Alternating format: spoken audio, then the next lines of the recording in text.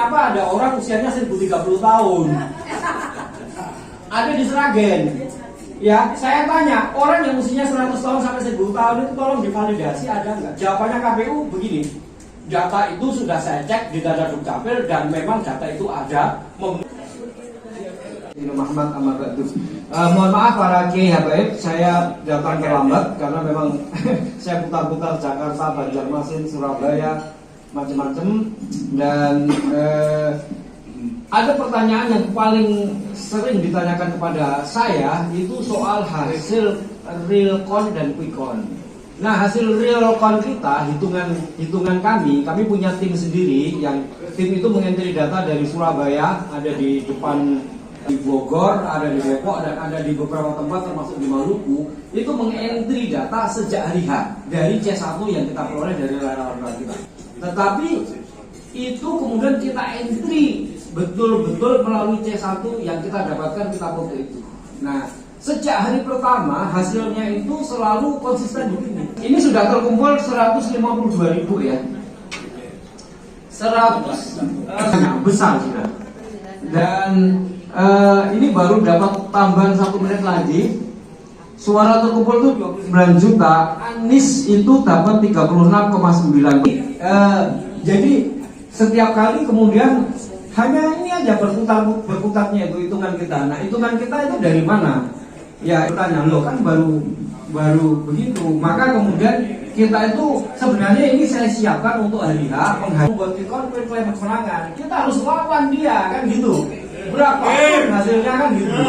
Nah, ilmu statistik itu membuat perkiraan dengan sebaran yang ada. Jadi misalnya gini, diambil Jawa Tengah 600 TPS, diambil Jawa Timur 650 TPS, diambil Jawa Barat 700 TPS. Lalu Jawa Tengah itu dilihat kondisi sosiologisnya, Pantura kayak apa, daerah selatan kayak apa, kota desa kayak apa, lalu disebar. Daerah merah, daerah hijau disebar semua sehingga 600 TPS di Jawa Tengah itu mewakili semuanya. Nah, 4.000 itu juga mewakili se-Indonesia. Nah, dari 4.000 yang kita pakai sampling, lalu kemudian kita ambil datanya dari 150.000 yang masih itu, kita ambil 4.000 kan cukup, ya kan? Hitungannya ini. Pada akhirnya, menurut hitungan saya, Anies itu akan mendapatkan 35,62, Prabowo itu 46,12, Ganjar itu artinya nggak sampai 50%. Berarti putaran kedua, Mas Agus. Iya. Berarti ini nanti kemungkinan. Iya, kalau menurut hitungan dari tim kita yang dari seluruh relawan itu, Pak Ibu, ini hitungan kita yang kita peroleh dari relawan kita. Tapi KPU punya hitungan sendiri soalnya. Itu masalahnya. Dan KPU hitungannya ya sudah kita ketahui, walaupun hitungannya dia itu sudah jelas ada banyak sekali kesalahan diakui, ya kan? Kesalahan yang paling fatal itu 1 TPS bisa memuat di Batur Malang. Itu 1 TPS 136.118. 138.118. Nah, ini berdasarkan logika IT-nya itu sebenarnya penjelasannya simpel. Itu terjadi di hari kedua, yaitu tanggal 15. Angka itu. Ya, angka itu terjadinya masuknya ke tanggal 15. Nah, sebenarnya yang terjadi adalah 02 itu ketinggalan. Tapi karena dia harus mempertahankan hasilnya itu sama dengan quickcon yang 57%, maka otomatis dia harus menambahkan angka yang besar sekali pada 02. Nah, itu lalu kemudian ketahuan. Ketika ketahuan, dikoreksi kan gitu. Tapi koreksi yang dilakukan oleh KPU itu menipu, membohongi kita semua. Kenapa? Kemarin kan dia melakukan koreksi lagi, koreksi yang pertama 2.300, ya kan sudah ditemukan gitu. Lalu kemudian kemarin melakukan koreksi lagi. Apa yang dia koreksi? Dia menemukan 154.541 TPS itu mengalami masalah kepenuhan sama gitu. Lalu 154.000 ya, 154.000 ya. 154.000. Ini kata ketua KPU sendiri. Tetapi anehnya, koreksi yang dilakukan itu tidak berubah persentase.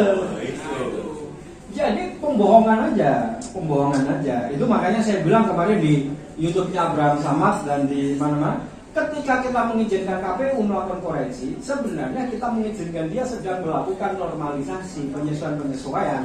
Misalnya itu tadi 136.000 itu pada akhirnya dia harus koreksi, lalu dipecah-pecah, dibagi-bagi ke TPS-TPS yang lain, dibagi 10, 50, sehingga kemudian kelihatannya nanti normal.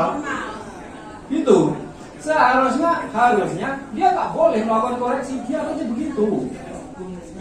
Kalau kamu mau melakukan koreksi, kamu harus membuat laman baru atau web baru yang namanya Sirekap 2024 P1 perbaikan 1. Nah ini diedit ulang mulai dari awal, sehingga kemudian koreksinya itu, loh kalau kamu mengkoreksi sebanyak itu, persentasenya kok nggak berubah gitu loh ya kan? Kok nggak berubah? Aku lah pengen sekolah matematika mana SD wae gitu kalau begini caranya kan gitu, iya kan? Itu semua logika berpikir kita itu udah gak jalan. Nah tapi menurut saya beginilah ya, kecurangan ini memang sudah tidak perlu bukti baru lagi ya kan? Udah terlalu banyak buktinya. Tambah bukti, dia jalan terus. Yang bisa kan harusnya gimana menghentikan ini? Ya kan, skandal ini ya, skandal yang seperti ini, skandal penghitungan pilpres yang seperti di Indonesia ini, skandal pilpres terbesar di dunia. Belum pernah ada skandal seperti ini. Yang kemarin ramai di Amerika itu kan cuman isu ada hacker Rusia yang mengotak-atik dan nggak ketahuan dan nggak pernah terbukti gitu. Nah ini tuh sudah terbukti, tertangkap tangan, di tengah-tengah nggak ada yang bisa menghentikan, ya kan? Nah ini sebenarnya proses sudah jelas, ini adalah pidana, namanya pidana pemilu. Nah saya di mana-mana dibilangin, lu maksud akan bacot di mana-mana nggak bisa. Kalau pidana bawa dong buktinya. Nah, oke. Saya sudah datang ke KPU, ya kan? Mewakili Timnas, walaupun Timnas nggak mau, terserah nggak mau, tapi saya punya celah pada waktu itu melalui diikuti saksi Pak Tamsil. Lalu saya bawa ke KPU dan sudah lapor resmi, oke kan? Gitu. Walaupun coba dihentikan, ya sudah, tapi saya terus berjalan. Lalu kemudian saya jawabannya KPU itu lucu, kayak ya. Saya kasih tahu. Saya tanya, ini kenapa ada orang usianya 1030 tahun? Ada di Sragen. Ya, saya tanya, orang yang usianya 100 tahun sampai 1000 tahun itu tolong divalidasi ada nggak? Jawabannya KPU begini. Data itu sudah saya cek di data Dukcapil dan memang data itu ada, mau syarat masuk DPT. Jadi maksudnya dia bilang ada orang itu 1030 tahun. Yang masuk akal.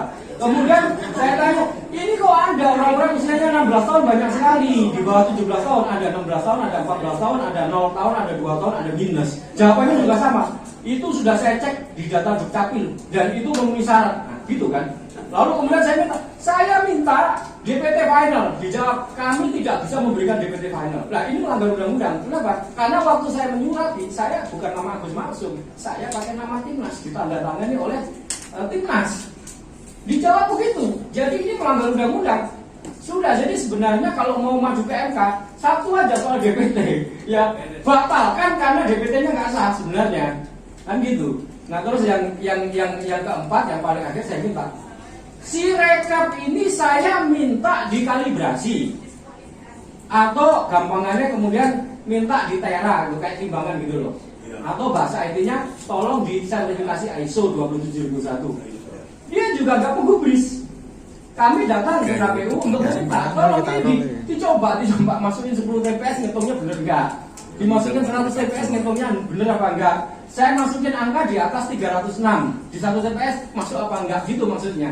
Itu nggak digubris. Ya kan, supaya maksud saya tidak terulang seperti 2019.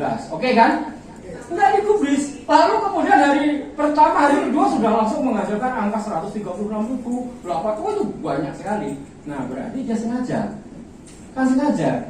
Karena sudah ada surat resmi, kita sudah minta, tapi sengaja akhirnya menghasilkan itu. Ini pidana. Nah saya juga bilang, maksud kamu jangan bacot doang. Kalau memang buktikan. Oke, saya datang ke Gakumdu itu adalah proses pidana, sudah bukan proses administrasi lagi. Saya laporkan dia dengan laporan pidana di Gakumdu namanya. Di Gakumdu itu di situ ada polisi, ada jaksa, ada Bawaslu. Pada waktu saya lapor, datanglah Jenderal Sunarko, kemudian Habib Mohsen Alatas, sama Pak Marwan Batubara. Nah, masuk, saya lapor aja. Kamu ini duduk di belakang di sini, biar saya yang lapor kan gitu. Waktu kita di itu namanya, kita ketemu di sana. Oh, siap. Nanti kamu jadi saksi aja, biar saya yang lapor. Oh iya, siap. Beliau lah yang lapor. Lapor pidana pemilu. Lapornya apa? Satu, tentang 54 juta DPT itu pidana sudah. Dua, soal Sirekap yang membuka celah ini tadi. Yang ketiga, berita hoax. Kenapa? Karena dia mengumumkan hasil di webnya resmi KPU dan itu salah. Terbukti salahnya sudah dikoreksi. Kan dia minta maaf ada kesalahan kan? Berarti tapi tidak dikoreksi. Padahal Sirekap itu menghasilkan angka itu dikutip oleh media itu. Kalau Bapak lihat di TV itu kan muncul kan apa itu namanya? Real coin. Itu kan sumbernya dari Sirekap. Sampai sekarang juga hari H plus 2 itu kan dari situ. Internasional. Ini kan berita hoax karena nggak benar hitungannya, diakui sendiri, ya kan gitu. Nah itu sudah saya laporkan pidana. Ketika saya laporkan pidana, ya sama Gakumdu Bawaslu diproses, diregistrasi, tetapi ditolak. Alasannya tidak memenuhi syarat material. Nah, saya udah padahal yang melaporkan itu saya pakai lawyer. Lawyer saya itu namanya Abdullah Al-Qadiri, kenal semua. Yang kedua Lukmanul Hakim.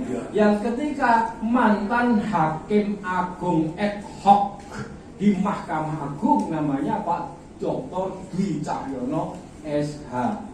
Iya kan? Artinya dia lah yang sudah merumuskan secara hukum. Begitu dia menerima ini langsung dia jawabannya ini KPU Bawaslu ngaco. Kalau memang tidak memenuhi syarat material harus disebutkan apa sehingga kemudian kita bisa perbaiki. Kalau ini namanya berarti dia tidak memproses itu aja. Jadi semua langkah hukum itu sudah kita tempuh. Khususnya saya yang berkutat pada urusan-urusan itu sudah saya tempuh. Ya kan? Jadi pada waktu kemudian saya ya ketika saya mau menampilkan ya seolah-olah memang sudah ada proses hukum gitu. Nah, jadi ya sudah ini makanya keputusan keputusan di Jakarta Timnas udah ini sudah nggak bisa lagi langkah hukum. Yang bisa dilakukan adalah satu, turunkan Jokowi. Dua, batalkan Gibran Raka Buming Raka sebagai calon wakil presiden. Yang keempat, yang ketiga adalah tolak hasil pilpres. Sudah itu aja. Terima kasih. Assalamualaikum warahmatullahi wabarakatuh.